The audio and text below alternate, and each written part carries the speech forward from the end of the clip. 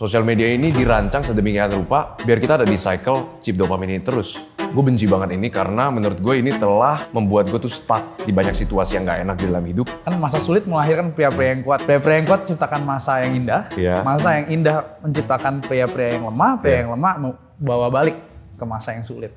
Mental health anak-anak muda itu berkorelasi sama munculnya sosial media ini. Kita itu didesain untuk ada rough and tumble play sama sesama cowok yang agak bahaya. Itu hilang bro. Jadi kita merasa terisolasi di dunia modern. Perbedaan antara a good man sama being good and being a man. Apakah lu grow up ingin menjadi seperti bokap lu? Effort counts twice. Dan formula achievement itu talent kali effort pangkat 2. Effortnya itu yang ujung-ujungnya bakal ngalahin orang yang bertalenta. Bro, you're still young. Lu punya value itu belum ada. Lu build yourself aja dulu. Ntar value lu naik. Sukses itu bukan even the best revenge. It's the only revenge. Patah hati adalah momen yang bikin anak laki-laki itu jadi pria. Nah, ada satu poin di mana gua mikir hidup gua terlalu enak. Nih anak kayaknya belum ngerasain hidup yang susah, macet-macetan, ditindas sama atasan dan sebagainya macamnya. 100% komitmen itu jauh lebih gampang dari 99% komitmen. Karena lu nggak tahu, lu selalu mikir 1%-nya kapan. Kalau misalkan lu cari bunga yang paling bagus, pada akhirnya di ujungnya lu nggak bakal dapet sama sekali. Karena lu akan selalu cari dan akan lewatin bunga yang aslinya paling bagus. So pick one. Oke, welcome Bro Eric. Oke. Jadi buat yang belum tahu nih, sedikit perkenalan ya. Jadi dia tuh pionir dulu fitness waktu 2020. Iya. Waktu itu COVID ya berarti ya? Bener. Lu waktu itu salah satu yang cukup oke lah, maksudnya bareng sama teman-teman circle waktu itu juga, kalau boleh sebut brand ya, tuh ada satu brand, Iya. Way ya. Iya. Dulu kenapa lu akhirnya memutuskan untuk jadi content creator fitness? Oke, sebelum gue mulai ya, Ya. gue cuma pengen ngomong bahwa lu Delonix Senjaya itu salah satu orang yang inspiring a lot of Thank you. young men ya. And lu benar-benar spit out a lot of good information and quality video ya. And lu juga sempat kemarin ngomong sama gue kan lu gak sembarang pengen ngajak orang berdiskusi. Lu Ya. pengen make sure guest yang lu undang juga bisa memberikan value ke penonton. Jadi I'm honored and very thankful personally for you untuk udah ngundang gue di sini and I'm looking forward to our discussion sih. Iya, oke. Ini tapi by the way, iya benar ya, gue ngundang gak sembarangan teman-teman. Saya undang gak sembarangan. Kita mirip lah, jadi makanya kenapa diskusinya bakal jadi menarik. Tapi tadi balik ke pertanyaan gue, Iya. Kenapa lo memutuskan untuk awalnya kayak jadi content creator fitness? Jadi memang dari kecil itu gue udah aktif olahraga. Gue ada di keluarga yang benar-benar push. Gue jadi berempat, kita semua di-push untuk memang aktif sih. Jadi dari SMP gitu udah sering melakukan kegiatan aktivitas di luar sekolah. Dan terutama gue coba pertama kali nge-gym tuh SMP sebenarnya bro. SMP? Ya SMP, Umur berapa? SMP kelas 2. SMP kelas 2 2011, 2012. Tapi benar-benar non-stopnya sampai sekarang itu 2013. Nah jadi memang dari dulu IG-nya udah sering sharing progress gym gua dan udah sering kerana self help juga, cuman nggak gitu kental ya. Dan pas pandemi, habis pulang dari luar kuliah, langsung aja gua gas di situ. Kayak gitu ceritanya bro. Memang udah hobi yang jadi akhirnya kerjaan. Tapi waktu itu pertama kali nyalain kamera dan memutuskan untuk gue mau show up di konten, jadi content creator. Itu karena emang iseng aja tuh?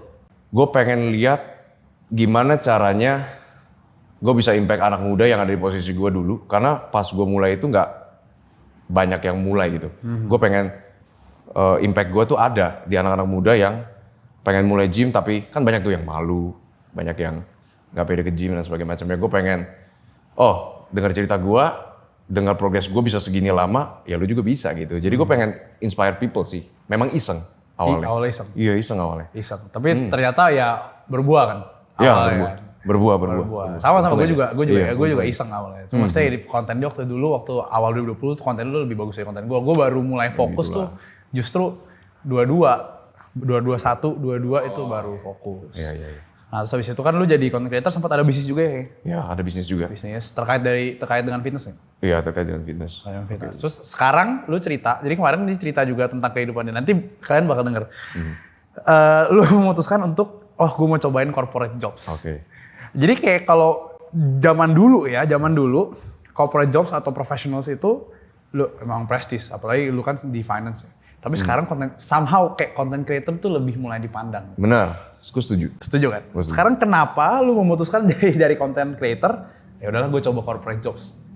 Jadi memang gue dididik itu sama orang tua yang benar-benar kehidupannya itu revolve around korporat, memang profesional. Dan memang gue dididik dan kuliahnya juga kan bisnis manajemen tuh. Gue udah di sekolah yang tinggi-tinggi ke US memang buat ke arah situ. Tapi memang gue agak membelot aja sih. Waktu pandemi itu, gue kan habis 3,5 tahun di situ, gue pulang. Memang seneng fitness, pengen nyoba, mulai di situ. Lalu somehow itu menarik perhatian beberapa brand, akhirnya jadi katalog model, jadi BA, suplemen, dan juga akhirnya gue jadi semakin semangat konten, akhirnya jual digital produk, jual produk-produk fitness, sampai ke meal prep. Nah, ada satu poin di mana gue mikir hidup gue terlalu enak. Oke. Iya, hidup gue terlalu enak. Dan orang tua gue juga bilang kayak gitu.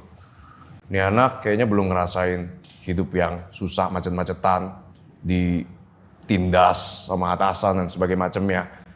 Ya, gue nggak ngerti gitu loh. Banyak orang yang pengen ke ranah gue, gitu loh. Tapi somehow orang tua gue bilang, lu mentalnya belum. Belum, lu terlalu enak di sini.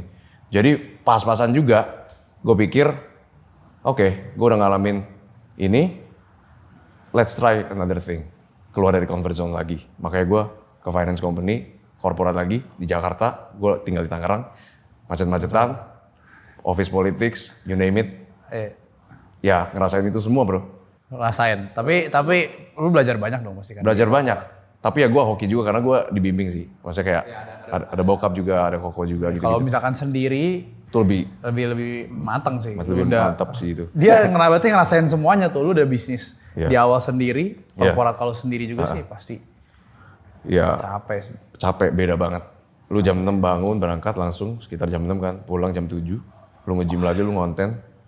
Lu weekend, lu harus bagi-bagi. Gimana caranya lu. Tapi itu masalah time management, tapi masih ada waktunya kan? Iya, tapi energi di situ kan, wah itu kan PR juga tuh. Kita harus energi manajemennya gimana, menghindari dramanya gimana gitu-gitu kan. Iya, susah banget. Fokus dan sebagainya macamnya. Karena korporat tuh lebih politik sih kalau gue lihat. Iya, benar. Dan itu susah. Cuma dari satu cerita yang menarik banget yang gue mau bring up ke luar tentang lo itu adalah keluarga sih. Iya, Karena keluarga lo ini strukturnya sangat-sangat menarik. Gue jarang lihat ada keluarga kayak lo. Jadi berarti lu 4 bersaudara, ya. Cowok semua, dididik dengan bokap yang cukup tradisional dan juga keras, yeah. Ya kan. Jadi kalau gue bayangin tuh kayak keluarga kerajaan coy, iya kan. Jadi nanti lu ceritain deh. Oh banyak yang ngomong gitu sih anjir. Iya bener dong. Tapi kan kayak itu gue secara jujur ngelihat ada keluarga seperti itu, gue jadi kayak gue pengen coba gue bisa kayak gitu loh. Karena gue nggak tahu rasanya kayak gimana. Bokap gue tuh cukup keras, cuma bukan keras yang gimana, dia tegas. Cuma lebih dominan memang di nyokap gue. Oke. Nah makanya gue grow up jadi orang seperti ini. Nah, kalau lu kan menarik nih kan kayak 4 cowok semua, bokapnya keras, jadi apa nih? Gitu kan.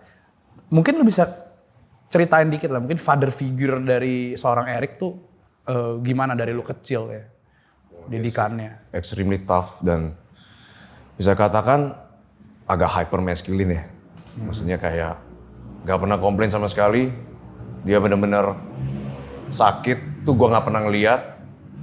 Covid juga dia hajar aja tetap ke kantor. Kerusuhan juga tetap ke kantor. Lu bayangin deh, kerusuhan tetap ke kantor. Iya, 98 gitu-gitu kan. Pulang malam, masih kuliah gitu dalam ke Jakarta juga. Jadi gue tuh ngelihat dia tuh pas kecil ya, pagi diantar, sama pulang sebelum tidur, itu pun kalau ketemu. Gitu. Gue gak tahu bokap gue tuh kayak gimana orangnya. Sampai pas gede, gue diceritain dari orang lain yang ceritain tentang bokap gue ke gue. Dan juga nyokap gue ceritain tentang dia ke gue. Bokap gue bener-bener gak pernah kasih tahu dia punya struggle di luar tuh kayak gimana. Pokoknya anak sama istri cuman tahu, lu ada makan, lu ada educated, dan gue push. Tapi masalah pribadi gue, lu nggak tahu.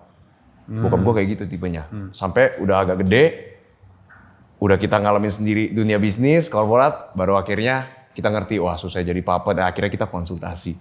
Jadi kita benar-benar di rumah dekatnya sama mama. sama nyokap dulu kayak gitu.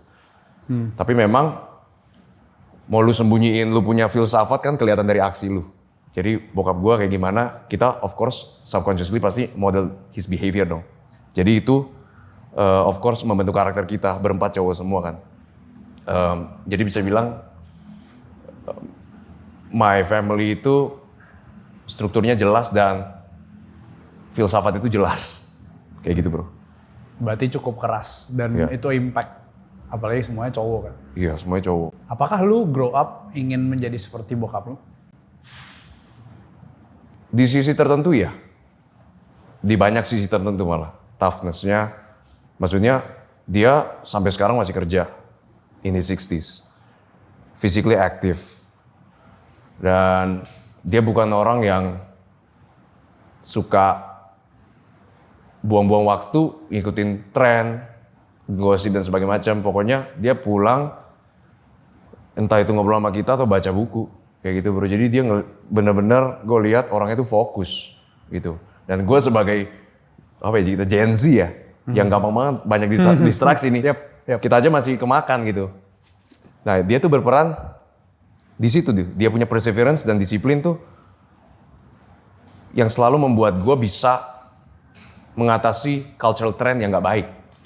Itu sih kalau dari sisi gue model behavior bokap gue. Berarti dia juga cukup berpengaruh ke decision making skill lu berarti? Iya, of Sangat course. dalam. Sangat. Oke, itu tadi dari bokapnya. Sekarang dari siblings. Iya. Ada 4 cowok, ini cowok semua. Dan Iya. jujur, gue kan punya adik cewek. Iya. Gue nggak ngerasain punya koko atau adik cowok gitu. Iya. I'm always the big brother, pressure semua di gue. Tapi kalau ini kan lu berempat nih. Mungkin salah satu bakal jadi banget, gue nggak tahu kan ya. Nah, apakah lu pernah ngerasain ada comparison atau pressure dari siblings lu ini berempat? Pressure dari orang tua atau dari? Bebas, dari orang tua, dari lingkungan, kayak dia ngebanding-bandingin lu sama adik atau kakak. Jujur koko gue yang paling gede, dia pinter banget. Dia lulus juga cum laude. Dan dia secara akademis pinter banget, gue enggak. Gue selalu mencari cara untuk kompensasi, bisa improve diri gue tuh di area yang gue rasa gue bisa. Dan itu selalu gak ada hubungannya sama akademis gitu loh. Musik misalkan, bodybuilding misalkan. Jadi apalagi gue pas SMA kan ambil IPA. Ya gak ada hubungannya gitu loh, lu jadi bodybuilding, musik. Lu misalkan excel di pelajaran sejarah itu kayak gak ada hubungannya gitu kan. Jadi mungkin comparisonsnya lebih ke anjir. Kok lu hidupnya lurus banget, lu agak membelot sana sini gitu, agak banyak ceritanya gitu kan. Ya tapi gak apa-apa kan membelot kan justru lebih banyak cerita. Banyak spicesnya, benar. Lebih ke itu sih pas awal-awal gede mungkin orang ngelihatnya satu kok patuh dan pinter, yang satu kok agak kemana-mana gak bisa diem gitu kan. Tapi ya sekedar itu aja sih bro. Tapi kayak lu suportif antara 4 itu sangat-sangat suportif. Oh iya, sangat-sangat saling cerita dan sharing notes yang mungkin kita akan bahas nanti. Iya, itu kan kayak Tate Brothers ya. Tate Brothers. Keren, ini Tate Brothers Indonesia, tapi 4 orang bayangin. 4 orang, iya. Tapi gue agak ngiri sih sebenarnya. Gue nggak pernah ngerasain punya koko, jadi bener-bener gue semua figure yang gue lihat itu gue bangun di otak gue sendiri. Gue nggak pernah ada contoh yang gimana-gimana. Kalau soal parenting dan stuff, gue akuin bokap gue dan nyokap gue ya, itu good. Cuma di bidang lain, contohnya bisnis and stuff. Menurut gue sejauh ini gue yang paling jauh. Jadi kayak lu salah satu yang berarti udah di-prepared dari awal, tapi gue rasa juga lu akan mau satu lebih jauh karena fondasi itu sih. Dan yang bikin gue unik juga gue di tengah. Jadi lu anak berapa ya? 3? Gue anak kedua. Kedua. Jadi gue bisa belajar banyak dari dia, apalagi dari segi akademis dan kecerdasan dia ya. Adik gue juga tipenya yang kayak yang tengah juga yang ketiga ya, lumayan free thinker gitu bro. Orangnya berani nyoba banyak hal, yang paling kecil juga kreatif juga, bisa tuh jadi konten juga tuh. So, we will never know. Jadi kayak banyak pengalaman beda dan skill yang beda yang akhirnya kita saling belajar from each other. Kayak gitu sih bro. Jadi ya itu gue bersyukur sih karena itu sih. Uniqueness ya. Iya. Tadi lu sempat ada sebut, lu sempat ke US berarti waktu kuliah. Iya. Menurut lu kayak, nanti kita akan bahas dikit soal culture juga kan. Oh, iya. Culture tuh di US sama di Indo pas ketika lu kuliah. Itu kerasa beda banget. Dan kalau beda tuh gimana? Kalau gue liatnya ya, jadi gini, kalau orang ke US itu banyak yang udah orang tuanya tuh kaya, sekolah di sekolah inter, lalu mereka ke US. Jadi sekolah di sekolah inter di Indonesia itu udah terdidik kayak bule kulturnya. Me on the other hand, gue gak di sekolah internasional. Jadi Inggris gue masih belepotan, ya, gak culturally gak kebule-bulean gitu. Dan jadi waktu gue ke situ benar-benar kerasa kontrasnya. Culture shocknya tuh gila banget. Salah satu hal yang paling kerasa beda itu mereka cara berpikirnya tuh lebih individualistik dibandingkan kita. Kalau kita lebih kolektivistik. Jadi kita lebih mikirin, oke, kalau gue make decisions impact-nya ke orang tua apa, ke adik gue apa, atau bahkan sampai anak atau bahkan sampai cucu kita kayak gimana. Kalau mereka make decisions, ini gue, this is my interest, this is my passion, I'm gonna go for it. Simple. Kayak gitu bro, itu yang paling signifikan sih. Individual ya justru. Iya, iya. Tapi lu di sana berarti making friends gimana? Banyak macamnya sih, maksudnya ada yang, kan di sana kan banyak global student juga. Dan juga roommate gue semuanya bule. Jadi gue lumayan gak pengen begitu ngumpul sama Indo-Indo terus. Jadi gue emang gak pengen roommate sama Indo, biar gue kerasa beda-bedanya. Temen sama orang Meksiko gimana, temen sama orang Amerika gimana, temen sama orang British gimana, temen sama orang Korea gimana. Dan jujur, balik lagi ke poin lu tadi ya. Orang Asia sama orang bule itu balik lagi beda gitu loh. Ini gue ngomongin broadly speaking, Korea, Chinese, itu sama etosnya orang Amerika tuh agak-agak beda. Jadi selain individualis, ini memang culture-nya tuh beda bro. Jauh. Kerasa Jauh. Kerasa. Gue kasih contoh ya, misalkan gue udah menemukan beberapa orang bule, salah satunya roommate gue. Itu yang bisa kayak di tengah-tengah semester, dia ngerasa kayaknya gue gak cocok nih, pindah. Atau gue gak bohong, dia jatuh, benjol. Dia take a break, gitu loh. Ada yang kayak gitu. Sedangkan yang Asia, kebanyakan gue udah dikirim ke sini nih bro. Dan gue gak mau ngecewain orang tua gue mau persevere, gue malu, again, Asian culture kan banyak honor based kan shame. Jadi itu yang membuat kita tuh maju gitu loh. Maksudnya bukan maju secara lebih pintar apa gimana, tapi endurance-nya loh. Yang gue lihat bedanya di Asia kayak gitu. Yang gue lihat personally kayak gitu, pengalaman gue. Kenapa lu nggak akhirnya untuk memutuskan untuk kayaknya enakan di US gitu? Karena adik lu kan di US kan kalau nggak salah ya. Iya. Kenapa? Sebenarnya ada dua jawaban sih. Satunya lebih filsafat, satunya lebih praktikal. Oke, both ya. Lu terserah, take your time, jelasin. Oke, jadi kalau dari segi filsafat memang kita ini dikirim keluar untuk dapat ilmu sebanyak-banyaknya dan balik. Dan kita as a family nggak mau terpisah. Jadi eventually memang gue harus balik kayak gitu. Nah kebetulan pada saat itu pandemi bro. Jadi di last semester gue pandemi, dormnya itu gak ada orang, semuanya jadi online, makanannya juga asal-asalan di serve ya. Terus gue cerita ini ke orang tua gue bilang, apa gue balik aja ya? Kalau kayak gini apa bedanya online juga? Akhirnya balik gue. Kayak gitu. Tapi dari kenyamanan ya lu lebih nyaman di sini juga lah ya. Kayak lebih karena family-nya sih. Ada nggak sepi lah. Iya benar. Oke, jadi mungkin kalau kalian lihat Erik cerita hidupnya kayak ya semua cowok malah kayak dia lah ya, pergi ke luar negeri, punya keluarga yang seperti itu. Cuma lu punya nggak sih satu life changing moment sih gitu ya? Kalau misalkan gue bisa kerucutin kalau kita sempat ngobrol, especially heartbreaks gitu. Wow. Jadi kayak karena gini, gue ada quotes kan masa sulit melahirkan pria-pria yang kuat kan. Iya.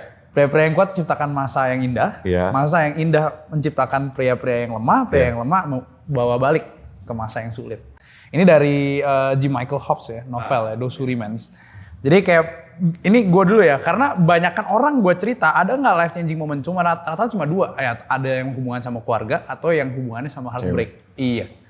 Lu punya nggak? Jadi pepatah itu uniknya gue tahu duluan sebelum gue tahu ada pepatah itu di internet. Itu dari bokap gue sendiri bro. Bokap gue yang ngomong kayak gitu. Udah beberapa kali. Nah sebenarnya life changing moment itu gak ada yang benar-benar satu gede gitu. Sebenarnya kalau gue bisa kasih 3 yang paling gede. Itu kalau dari masa SMA gak keterima tim basket. Itu yang membuat gue marah dan akhirnya nge-gym sampai sekarang. Lalu heartbreak yang kedua. Dan yang ketiga itu gue ketipu. Oke. 3 ini Ketipu di bisnis ya? ketipu di bisnis. Oke. Nah, lu mau cerita yang mana dulu nih? Kayaknya lebih spice yang heartbreak sih ya. Karena biar teman-teman tahu bentukannya kayak dia juga tetap ada heartbreak. Jadi kayak normal-normal aja gitu ya, untuk kalian ngerasain patah hati. Karena patah hati itu gue sempat ada bikin kontennya. Menurut gue paling suka dapet klien cowok yang baru putus. Karena itu jadinya gampang. Bahan bakarnya banyak bro. Bahan bakarnya banyak. lu gimana cerita heartbreak lu itu yang lu bilang tadi tuh? Anjir, ini pertama kali gue cerita lagi keluar. Gak apa-apa, it's okay. Gak apa-apa. Udah lama banget nih kan. Tapi lu udah memaafkan kan? Gue udah memaafkan, udah ibarat kata udah lupa lah, udah jauh juga kan. Tapi pada saat itu tuh big deal banget karena itu cinta pertama kita. Gitu, cara pertama cowok lah gitu. Gue SMA itu pacaran, tapi gue timingnya kurang tepat karena gue langsung LDR abis itu. Kuliah. Ya kuliah. Oke. Nah, gue sempat LDR tapi bedanya adalah gue tiap liburan tuh balik. Jadi nggak parah-parah banget bro. Jadi 3,5 bulan, 4 bulan tuh balik. Bokap gue harusin kita balik biar nggak nempel di situ bro. Biar tetap deket sama keluarga. Jadi kan gue masih ketemu sama mantan gue dong pada saat itu kan, pacar gue kan. Singkat cerita, dia kuliah juga. Dia lebih muda dari gue setahun. Pindah jurusan, ada perubahan. Basically gua di Amerika itu struggle, dan ini sih gue masih terlalu lemah as a man. Jadi gue cerita apa-apa ke dia, mungkin itu juga faktor dari sisi gue ya yang membuat gue gagal pada saat itu. Ya mungkin dia lost respect apa gimana. Akhirnya ya selesai, dan selesainya lewat chat bro. 2,5 tahun.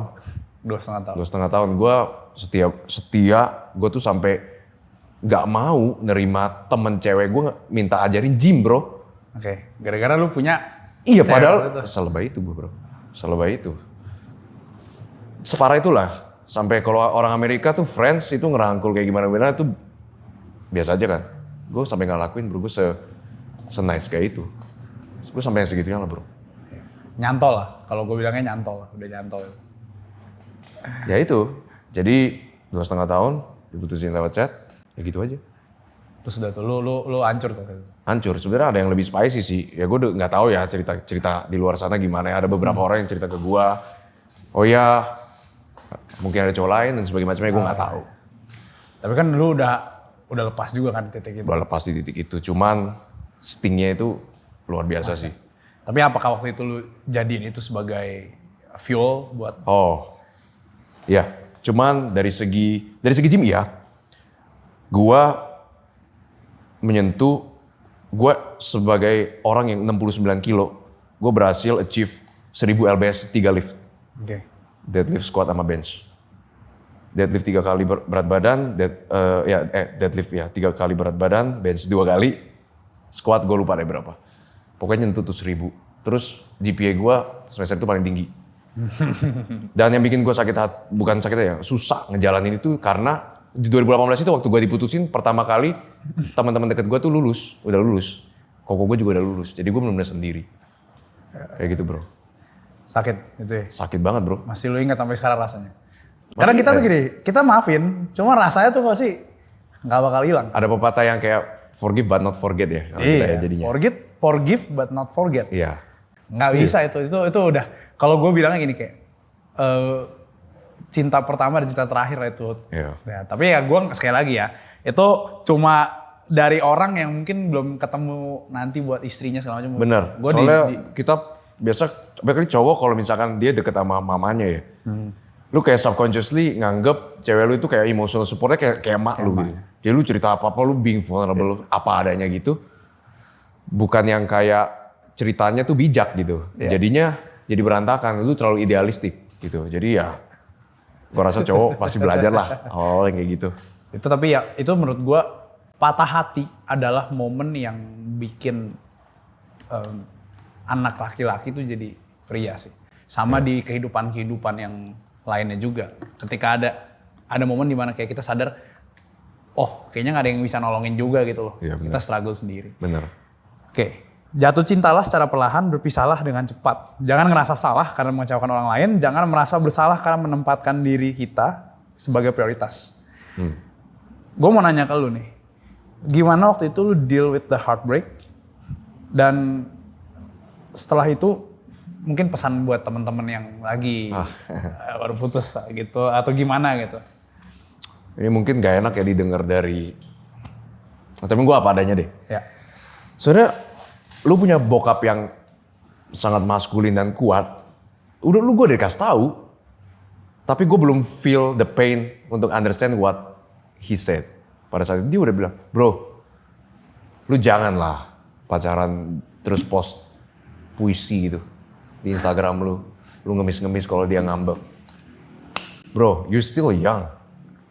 Like, lu punya value itu belum ada. Lu build yourself aja dulu. And then you mendekati 30 baru you nikah gitu. And gue gak mendengarkan itu. Orang lu jatuh cinta mau gimana bro? Jatuh cinta sama bego beda dikit lah. Iya kayak gitu kan. Padahal gue dikasih tau gue udah punya bokap yang kayak gitu. Dan kita berempat ada momen kayak gitu bro. Pasti. Namanya laki ya. Tetap gitu loh. Jadi ya saran gue, ya mungkin ini agak nggak politically correct ya. Tapi gue kasih tau aja nih. Mungkin cewek yang lu sekarang deketin, kalau lu 20-an. Mungkin dia ada di cewek lu atau orang yang lu deketin lagi ada di tinggi-tingginya. Mungkin kita belum bro, kita masih kroco gitu kan.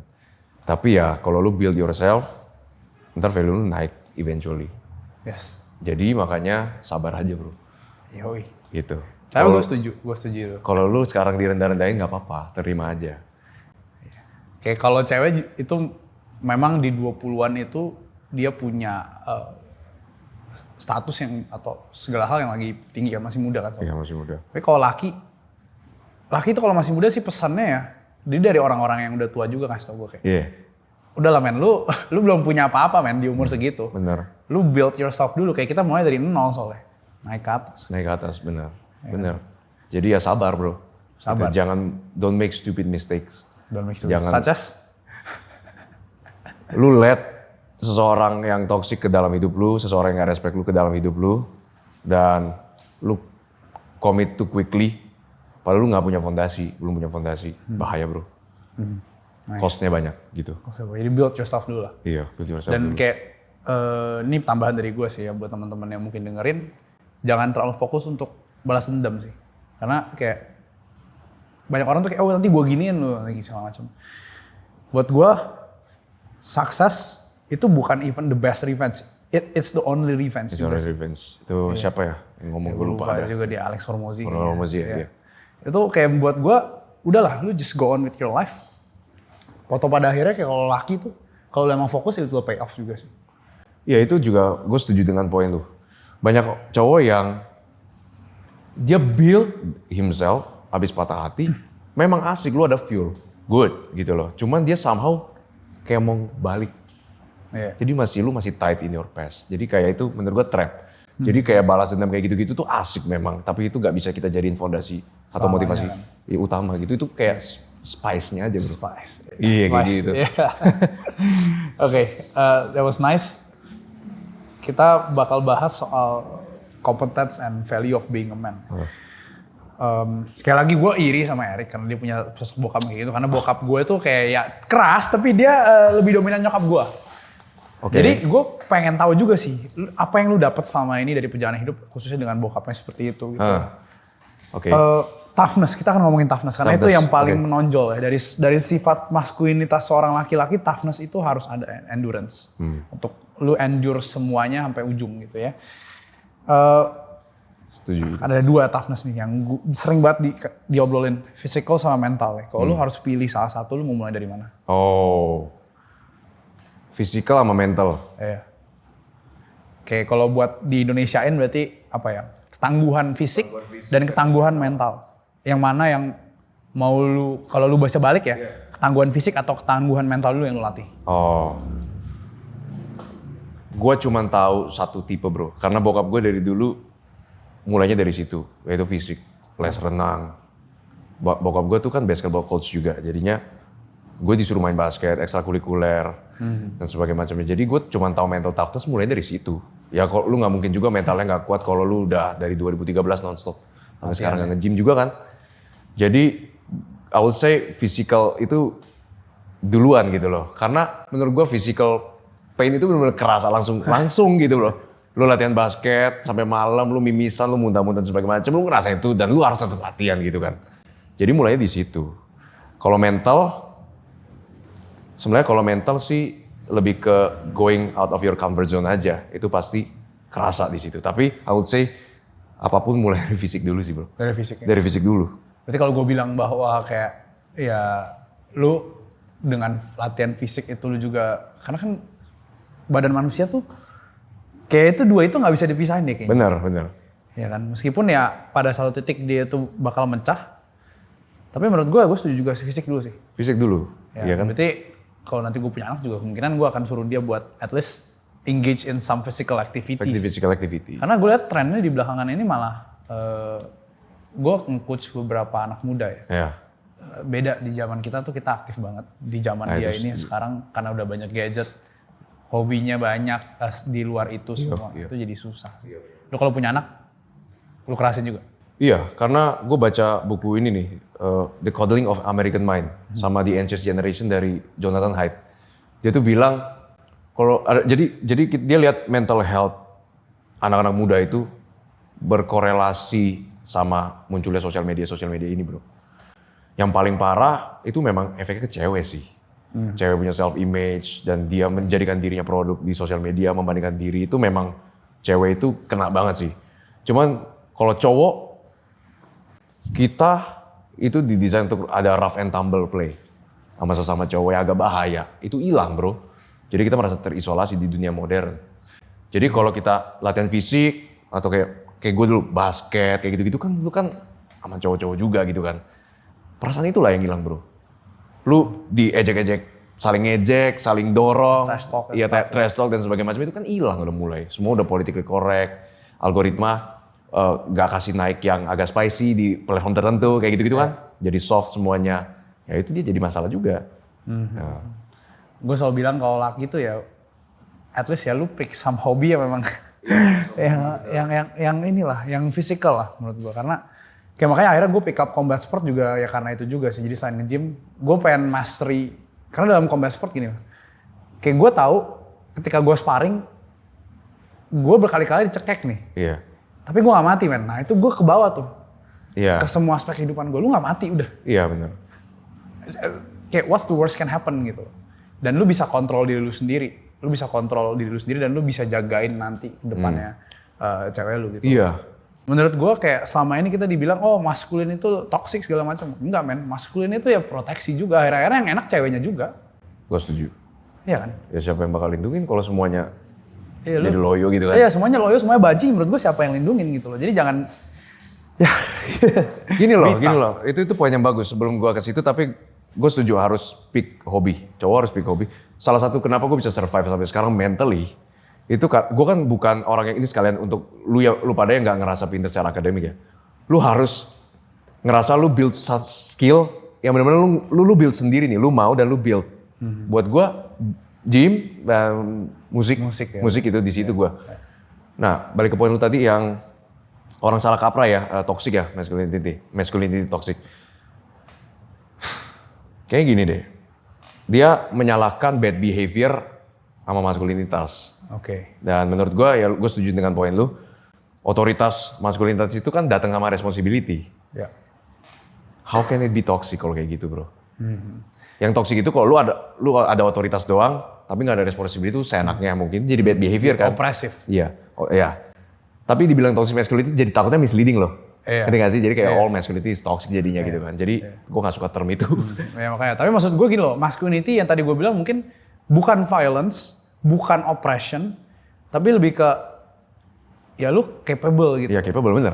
Setuju gue. Competence, laki yang competence. Jadi kenapa juga gue undang lu, karena kita satu otak dalam, ya kita want to make man great again gitu loh. Iya, itu kalau gitu setuju. Iya, dan gue kayak ngeliat soalnya, karena gue juga dulu ngerasa didikan gue kurang keras. Jadi gue ngiri sebenarnya sama orang-orang yang didikannya keras, karena gue ngerasa kayak, aduh karena didikan gue kurang keras mungkin ya. Gitu. Nah, Itu juga yang gue sering dapat di internet bro. Orang tuh takut ngedidik anak laki tuh keras. Sekarang beda zamannya bro, katanya gitu kan. Gue dulu pas bokap gue didik gue keras memang enak, kagak cuy. Cuman dia mikirnya panjang. Makanya efeknya baru kerasa, oh iya pas gue gede, gue ngadepin situasi ini. Oh iya, baru tahu. Lu gak tahu hasilnya kapan. Untung aja gue didik keras. Karena lebih siap mentally. Kayak gitu sih bro. Lebih baik lu dididik keras, habis itu pas keluar ternyata nggak sekeras itu dibanding lu nggak dididik. Balikannya? Iya, lu nggak dididik keras, Kagok keluar. bener. Gitu bro. Oke. Yang kedua yang tadi lu sebut itu persistence, and kita akan bahas soal discipline versus talent. Oke. Ini gue quote dari Jimmy Carr ya. Dia komedian itu. Komedian ya? Iya. Semua orang tuh iri dengan apa yang kamu punya, tapi gak ada orang yang iri dengan cara kamu dapetin hal tersebut gitu ya. Sekali lagi gue ulang, semua orang iri dengan apa yang kamu punya, tapi tidak ada orang yang iri dengan cara kamu mendapatkannya. Jadi apakah cara kamu mendapatkan itu relevan? Tadi kita ngomongin soal tadi discipline versus talent. Di antara dua ini menurut lu lebih favor yang mana? Discipline or talent? Kalau lu harus pilih satu ya, kita semua tahu mau hebat harus dua-duanya. Iya. Coba kalau lu harus bisa satu gimana? Nggak usah ini lagi ya, pasti disiplin kan, hard work. Kenapa? Jadi gue suka, gini, bokap gue tuh ternyata pas gue udah gede dia juga cerita bukan orang yang pintar secara akademik bro. Dia bisa ada di posisi dia sekarang karena gue liatnya ya, dia orang yang rela sengsara waktu orang lain tuh enak-enak. Itu tuh. Dan gue juga nemu buku bagus, judulnya Grit, kalau lo tahu, Angela Duckworth. Dia punya pepatah gini, effort counts twice, gitu loh.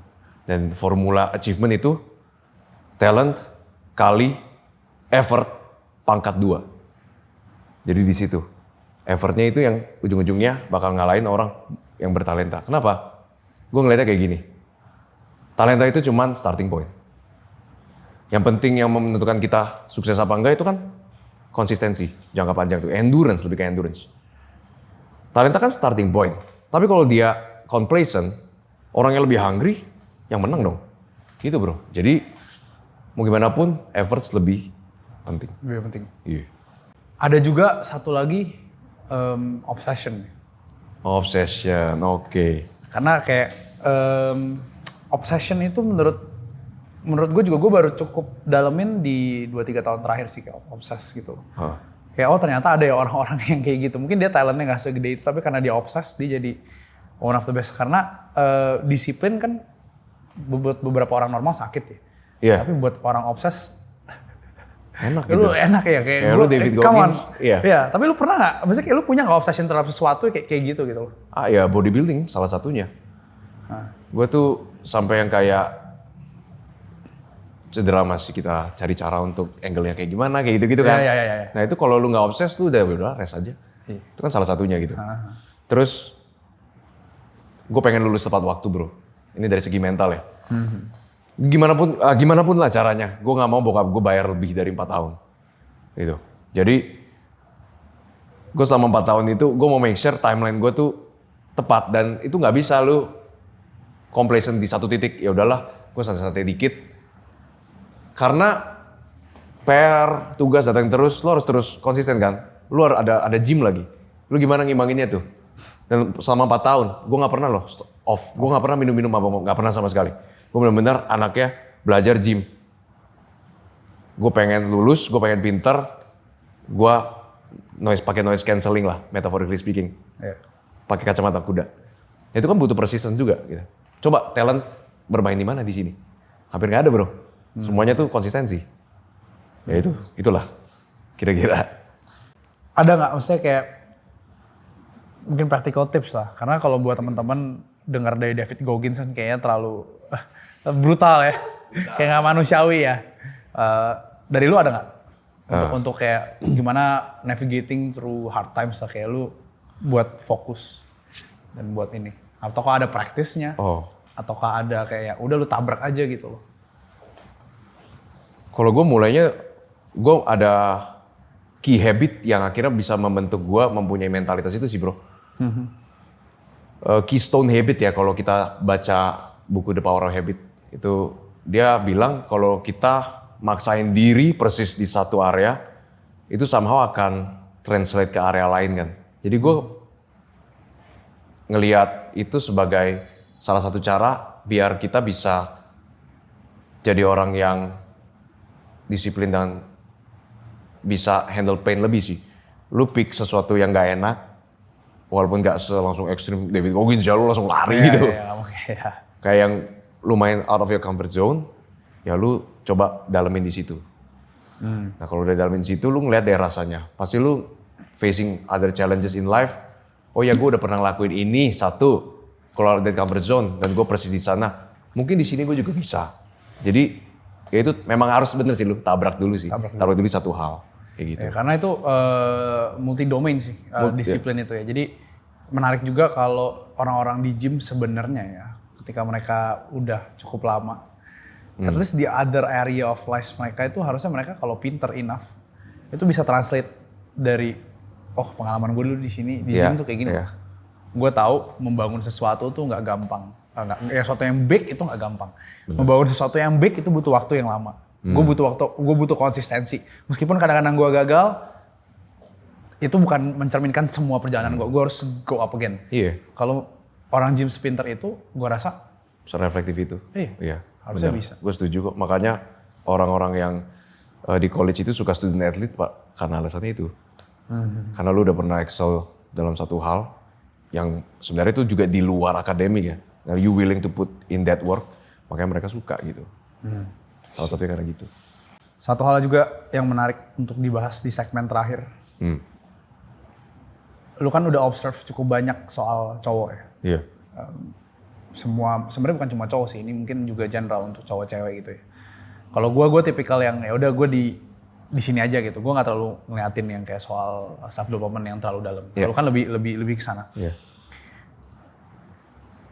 Gue mau ngomongin soal social media, karena social media ini juga membentuk mental orang-orang yang zaman sekarang tuh yang hasilnya beda gitu. Bener. Lu sempat sebut chip dopamine. Chip dopamine ya. Konten gue ya. Iya, konten gue. Emang menurut lu sendiri gimana sih social media sekarang tuh bisa ngebentuk pola pikir orang-orang yang zaman sekarang? Gimana caranya mereka itu bisa keep the retention high? Terus ya apakah lu setuju kalau misalnya kita lagi ada di attention ekonomi sekarang? Iya, itu kalau itu gue setuju banget. Jadi dopamin itu kan sebenarnya kayak drive ya. Jadi chip dopamin itu kita ngelakuin apa yang enak, dopamin langsung muncul. Kayak misalkan lu makan gula, dopamin langsung tuh. Terus habis itu crash, kayak gitu kan. Itu kan chip jadinya. Kalau yang lasting itu misalkan lu lari sejam, lu baru dapet feeling runners high-nya tuh after gitu, atau bahkan well-being-nya sampai besok pagi itu kerasanya. Lebih lama.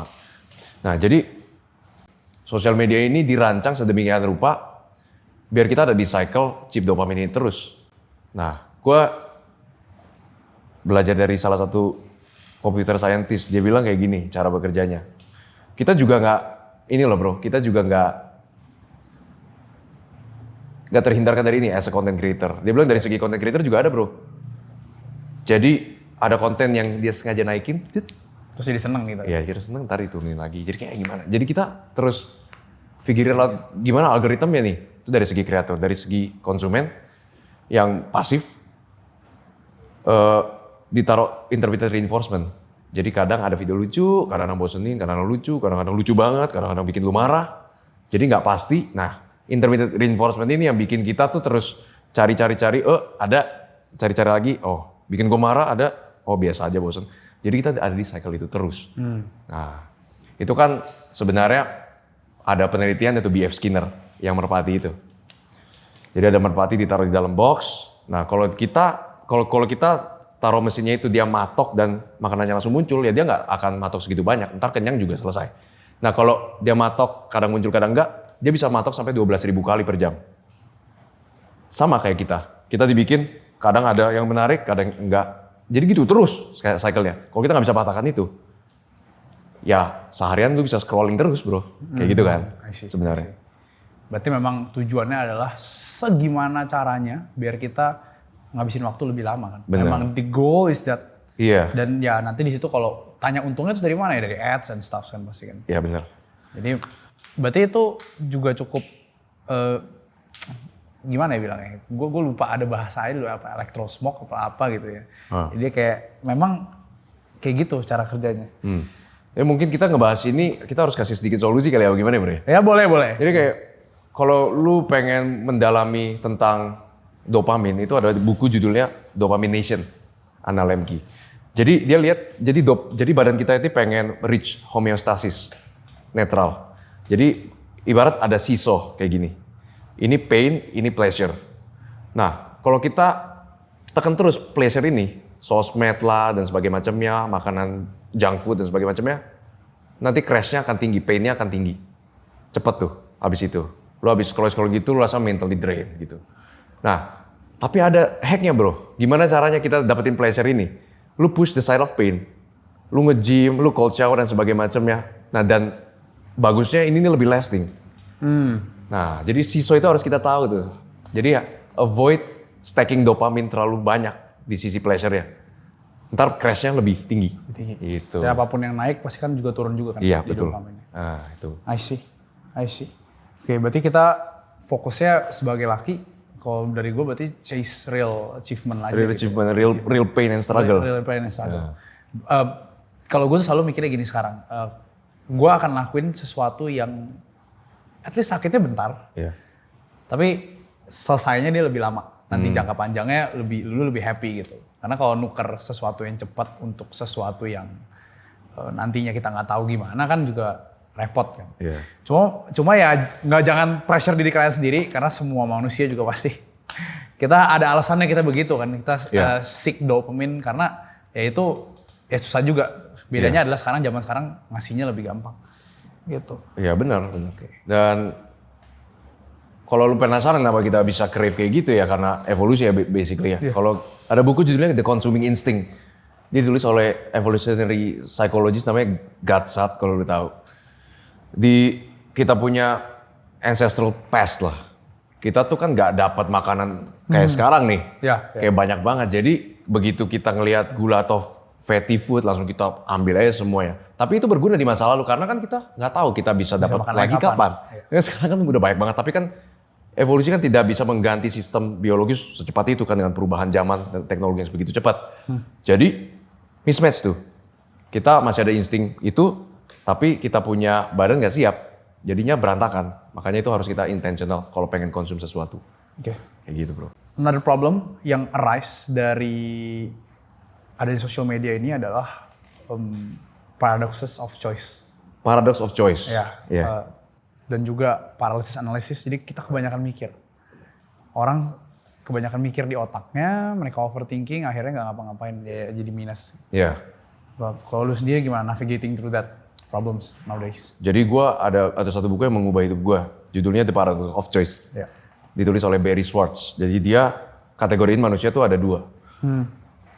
Yang satu maximizers, yang satu satisficer. Nah, orang satisficer ini lebih bahagia jangka panjang. Dan often juga lebih sukses. Kenapa? Mereka tuh setelah ngelihat opsi, mereka milih, mereka udah gak lihat lagi. Mereka komit di situ. Sedangkan maximizers, kesannya dia always try to do the best, tapi gak pernah komit. They always looking to their shoulder for a better option. Jadi terus, tapi gak kemana-mana bro. Jadi gak bahagia maximizers. Jadi menurut gue paradox of choice caranya adalah lo harus self binding nih diri lo. Ada pepatah nih gue suka banget. 100% komitmen itu jauh lebih gampang dari 99% komitmen. Karena lu gak tahu, lu selalu mikir 1%-nya kapan. Jadi lu mending all out kalau udah dapat kira-kira kriteria gue oke, lu harus benar-benar komit. Kalau enggak lu akan terus bandingin sana sini. Kalau dari segi cewek atau cowok dating apps, lu bayangin deh. Lu always swipe kayak lu gak akan puas kalau lu gak komit ke satu, ya kan? Always looking your shoulder kayak gimana. Jadi ya lu harus benar-benar aware ini nih ada gitu loh. Dan lu harus benar-benar tahu kapan harus komit and stop looking gitu. Yang ada juga pepatah yang bilang kalau misalkan lu cari bunga yang paling bagus, pada akhirnya di ujungnya lu gak bakal dapet sama sekali karena lu akan selalu cari dan akan lewatin bunga yang aslinya paling bagus di sini. So pick one. Ya, itu dalam. Itu cukup dalam buat gua. Iya. Buat gua cukup dalam. Ngomongin tadi dating app ya. Oh my gosh. Dating app. Dating app. Ini bagian akhir-akhir lah. Ya. Biar seru gitu. Lu menganggap diri lu kan traditional man gitu. Lumayan. Lumayan. Ya, lumayan. Ya. Bokap lu lebih tradisional lagi. Iya. Nah, kalau gue pribadi gue juga agak tradisional, tapi mungkin sekarang udah adanya perubahan zaman ya mungkin Agak beda dikit. udah agak lebih lembek. Cuman by today standar mungkin masih dilihat Kita masih agak, keras dilihat. Iya, Kita masih dibilang lihat. toxic. Iya, masih. iya, mungkin. Tapi ya iya. gue nggak peduli karena itu Iya. preferensi kan Iya, akhirnya. betul. Oke. Lu kriteria cewek lu atau istilahnya yang bokap lu kasih tahu gitu, oh cari cewek yang kayak gini loh. Oh. Apa? Rik? Oh, waduh. Karena kan udah ada hubungan serius nih. Saya let's say kayak dulu idealnya tuh gimana? Meskipun gak ada wanita yang ideal, gak ada pria yang ideal. Cuma ada some values yang tradisional men itu share gitu.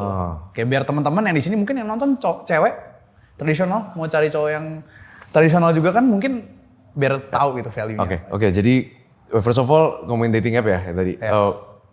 First of all gue gak pernah ada dating app, gak pernah make. Jadi kalau ada yang pakai nama gue kayak misalnya. Gue gak ada dating app. Oke, gue gak pernah ada dating app. Jadi gue gak pernah merasakan itu secara langsung. Karena gue ketemunya langsung juga. Gitu. Jadi kalau gue dikasih bokap gue. Dari segi background ya. First of all ada dari segi nilai. Dan juga dari segi finansial juga iya, dari segi role juga ada. Jadi first of all, lu berdua harus mempunyai visi yang sama. Itu udah umum lah ya. Tapi yang unik, bokap gue selalu bilang, jangan date high up, jangan date too low gitu. Maksudnya secara sosioekonomi status. Yang kayak lu aja kira-kira gimana, yang kira-kira sama kayak kita. Jangan date yang ini ntar lu dapet yang entitled kayak gimana. Kalau yang bawah, jangan juga, ntar pola pikirnya terlalu beda.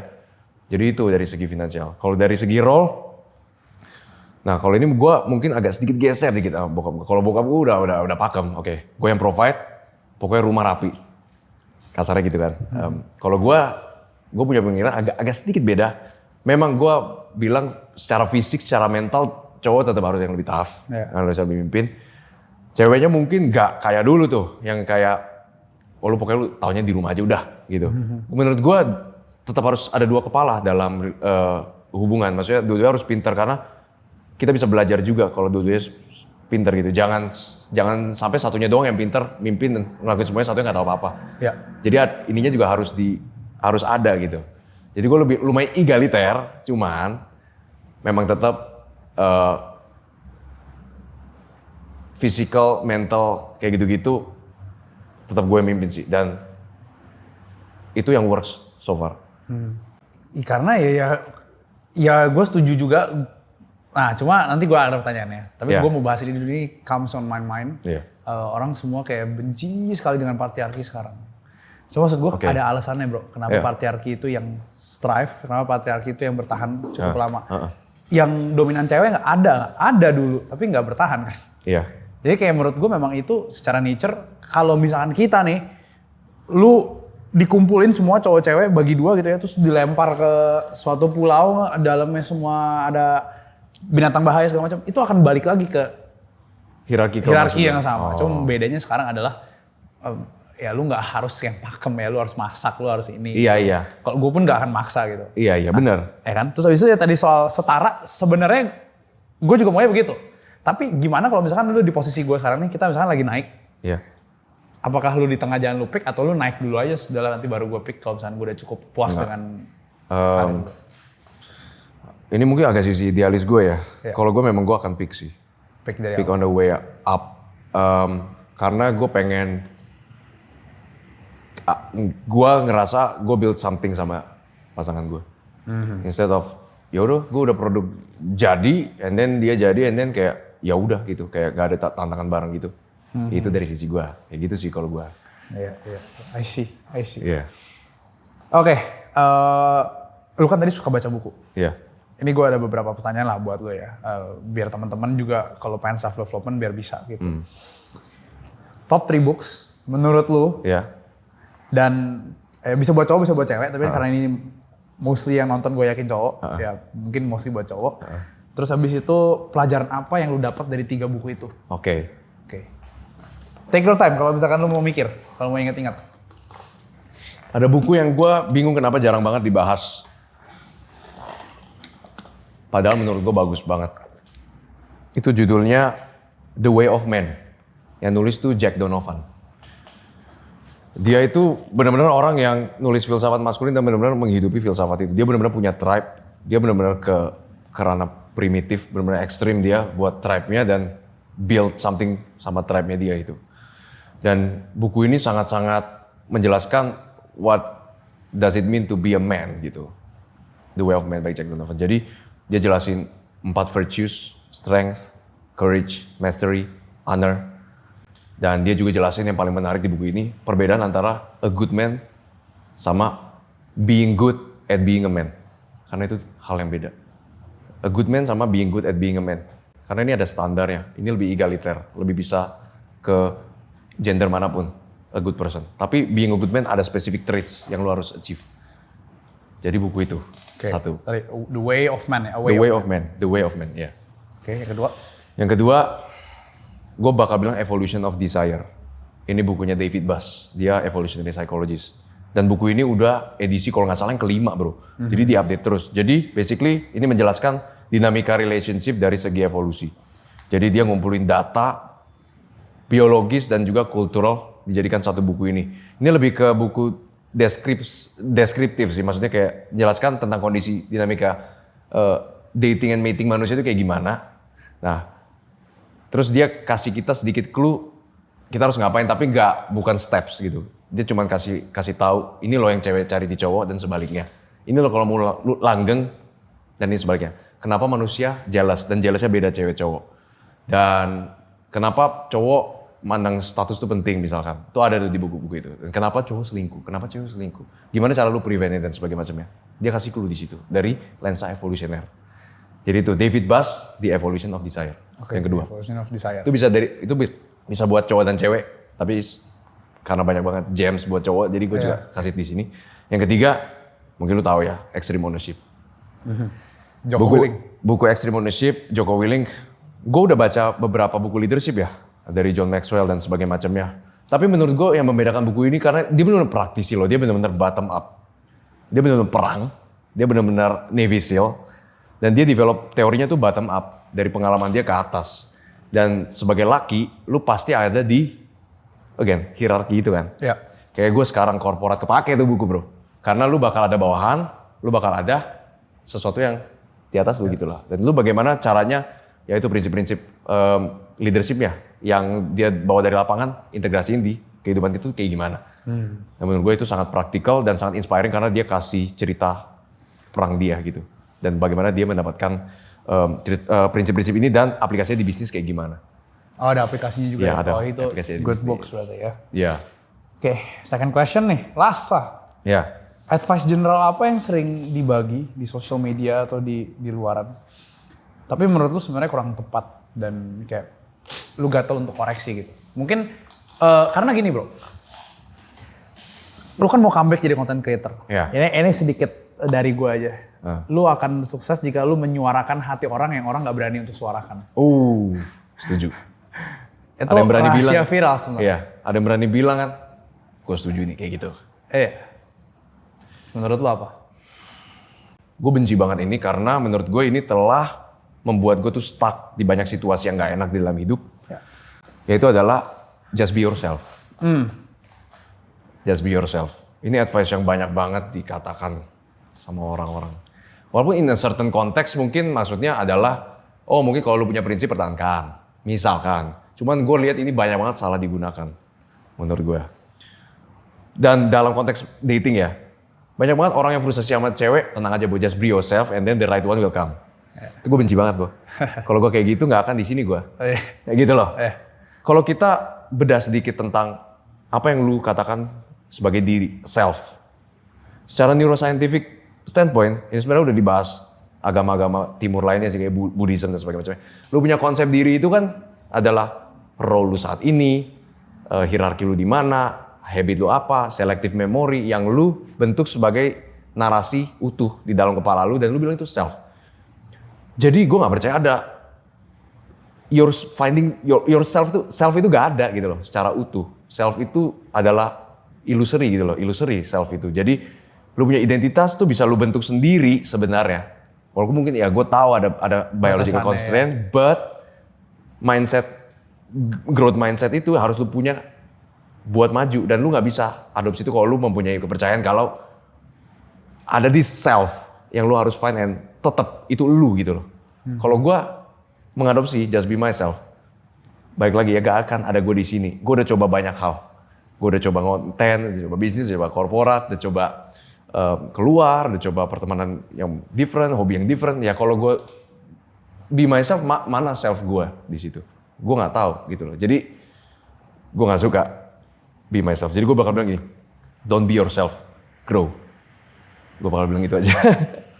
Oke, teman-teman semua. Eric, thank you for coming. Thank you bro, thank you for having me. Saya Doni Senjaya, sampai jumpa di podcast yang lainnya. Oke, see you guys.